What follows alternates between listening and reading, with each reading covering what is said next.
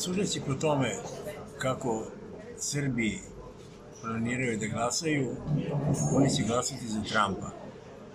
I ta klima oko njegovog imena, imidža i harizme se širi ne samo među Srbima, nego i među Rusima i među ostalim slavenskim narodima, gde on za nas povoljniji.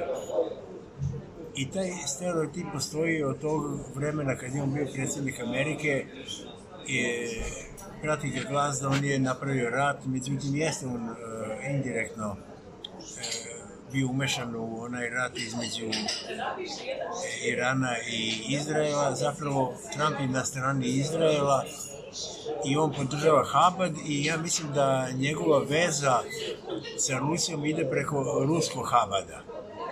Zapravo Trump je neko ko je stao debelo iza Izraela i iza Jevreja, i to onih Jevreja koji su cionisti, tako da on mora da zaštiti Izrael, a Izrael je zemlja koja je negde na ivici toga da li će opstati, da li neće. Znači, ako bi Trump pobedio, onda on mora da se oduži onima koji su mu pomogli da postane to što je postao, što znači da on mora biti onaj predsjednik Amerike koji ne može više da se izvlači da nije za neki rat, jer on mora da podrži Izrael. A na drugoj strani, taj isti Izrael smeta Rusiji. To je još jedan razlog, objasniću zašto Trump ne može ostati sa dobrim odnosima u Rusiji, sa Rusijom ako štiti Izrael. Zato što na mestu zvanom Gaza je planiran izlazak neke nove rute za naftu i gas iz Azije, i to neke američke rute za koju Amerika tek treba se izbori, to preko Izraela. I sad tu još postoji jedan moment, a to je Turska. Turska je također član NATO pakta, kao i Amerika, zapravo Amerika je glavni faktor u NATO paktu, ali Turska je više engleski igrač. Tako da Turska je spremna da uđe u BRICS, tu ponovo dolazi do sukoba interesa i do konflikta. Amerika mora da reaguje na prelazak Turske na drugu stranu, ili će biti obrnuto da Rusija mora da reaguje ako se Turska okrene protiv nje.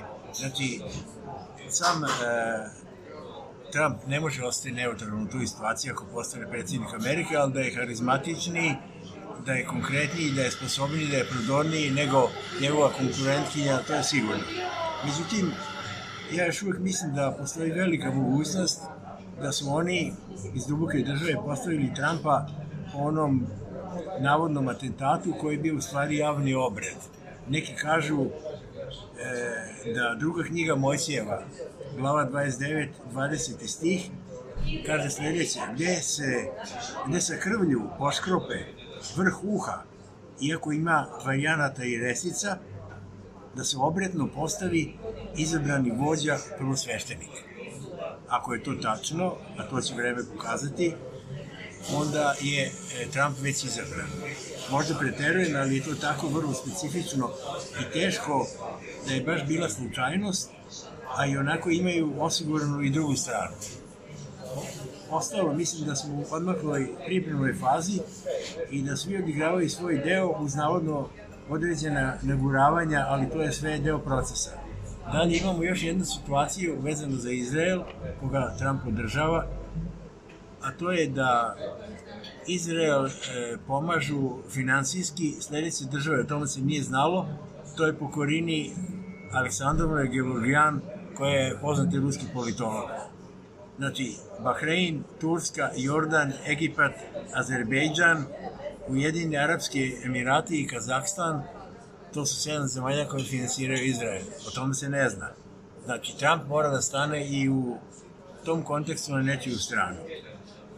Dalje imamo drugu situaciju gde je Mihael Kingen, izraelski ideolog, iza koga stoji izraelski rabinat, kaže da je Severni i Južni Kavkaz pripadao Kazahskom kaganatu i da bi Jevreji trebali da ga povrate u posjed, jer je on njihov. I sad može neko da se pita što pričamo o Trumpu i stalno govorimo o Izraelu i Jevrejima, pa zato što njegov zet je taj, oni se međusobno podržavaju i nesumnjivo postoji neka veza